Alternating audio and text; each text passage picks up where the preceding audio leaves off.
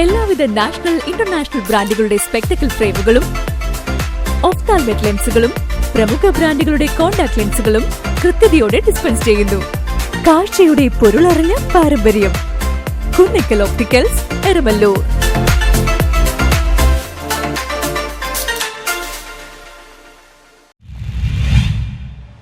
പള്ളുരുത്തി സെന്റ് Augustine's convent റോഡിലേക്ക് കയറുന്ന കലങ്കിന്റെ സ്ലാബ് തകർന്നു. പള്ളുരുത്തി MLA റോഡിൽ നിന്നും സെന്റ് അഗസ്റ്റിൻസ് കോൺവെന്റ് റോഡിലേക്ക് കയറുന്നിടത്ത് റോഡിൻ കലിങ്കിന്റെ നടുവിൽ 1 മീറ്ററോളം വരുന്ന സ്ലാബ് ഇടിഞ്ഞ് കാനയിലേക്ക് വീഴുകയും ഗതാഗതം തടസ്സപ്പെടുകയും ചെയ്തിട്ട് 3 ആഴ്ചയോളം പിന്നിട്ടു. കാനയിലും ഇതുമൂലം ബ്ലോക്ക് അനുഭവപ്പെടുന്ന സാഹചര്യമാണ്. ജനങ്ങൾ തിങ്ങിപ്പാർക്കുന്ന കല്ലുചിറയിലേക്കുള്ള ഏക റോഡാണ് സ്ലാബ് തകർന്നു കിടക്കുന്നത്. ഇവിടെ ഒരു CBSE സ്കൂളുമുണ്ട്. LKG മുതൽ 10ാം ക്ലാസ് വരെ പഠിക്കുന്ന കുട്ടികൾ വിവിധ വാഹനങ്ങളിൽ ഇതിലെയാണ് കടന്നു പോകുന്നത്. നാളിതുവരെ കൗൺസിലറോ അധികാരികളോ യാതൊരു നടപടിയും സ്വീകരിച്ചിട്ടില്ലെന്നാണ് നാട്ടുകാരുടെ ആക്ഷേപം.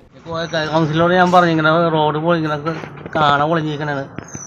ശരിയാക്കാന്ന് എത്ര നാളെ ഇവിടെ സ്കൂളുള്ള കോൺവെന്റ് ഉണ്ട്, അത് റീതാസ് സ്കൂളുണ്ട്.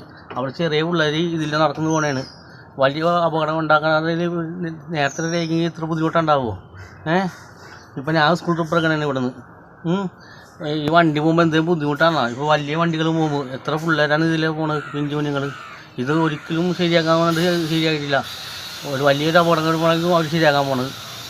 ഇതിലാരും പ്രതികരിക്കണില്ല ഇതിനെപ്പറ്റി. ഇപ്പം ഞാൻ സ്കൂൾ ട്രിപ്പ് എടുക്കണേന് ഇവിടെ പിള്ളേരെ കൊണ്ട് പോകണേന്. വല്ല കാന പിടിച്ച് പോകണമെങ്കിൽ എത്ര പിള്ളേരെ ഇതായിരിക്കും ജീവൻ പോണത്. വലിയ അപകടമായിരിക്കുമല്ലോ ഇത് കാണുന്നത്. ഇതുമായിട്ടും ആരും നന്നാക്കിയിട്ടില്ല.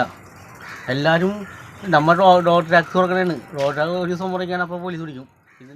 അടിയന്തര പ്രാധാന്യമുള്ള ഈ വഴിയിൽ മാർഗതടസ്സമുണ്ടായിട്ടും എന്തുകൊണ്ടാണിത് പുനർനിർമ്മിക്കാത്തതെന്ന് മനസ്സിലാവുന്നില്ലെന്നും പല ദിവസങ്ങളിലായി 2 കാറുകളും സ്കൂട്ടറുകളും കാനയുടെ കുഴിയിൽ വീഴുകയും നാട്ടുകാർ ചേർന്ന് പൊക്കിയെടുക്കുന്ന സാഹചര്യവും ഉണ്ടായെന്നും നാട്ടുകാർ പറയുന്നു. ഗുരുതര പരിക്കുകളോ ജീവഹാനിയോ ഉണ്ടാക്കുവാനാണ് കാത്തിരിക്കുന്നതെങ്കിൽ ജനങ്ങൾ പ്രക്ഷോഭം ആരംഭിക്കുമെന്നും നാട്ടുകാർ പറഞ്ഞു.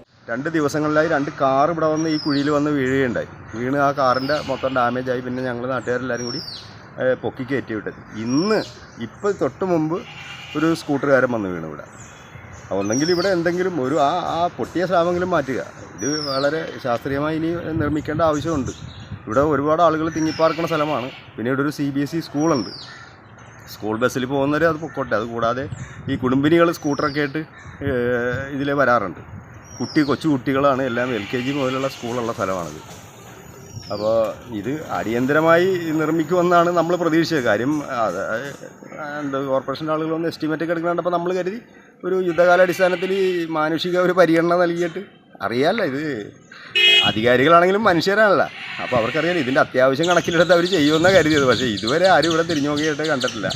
കൗൺസിലർ വിളിച്ചപ്പോൾ കൗൺസിലറിന് സുഖമില്ലെന്ന് പറഞ്ഞിട്ട് പുള്ളിക്കാരൻ ഫോണിൽ പോലും സംസാരിക്കാൻ തയ്യാറാകാതെ വോയിസ് ഇടുക ചെയ്തത് വേണ്ടത് ചെയ്യാമെന്ന് പറഞ്ഞിട്ട്. പക്ഷേ ഇവിടെ വന്ന് ഇതൊന്ന് നോക്കാനുള്ളൊരു ഇതുപോലും നമ്മളിവിടെ കണ്ടിട്ടില്ല.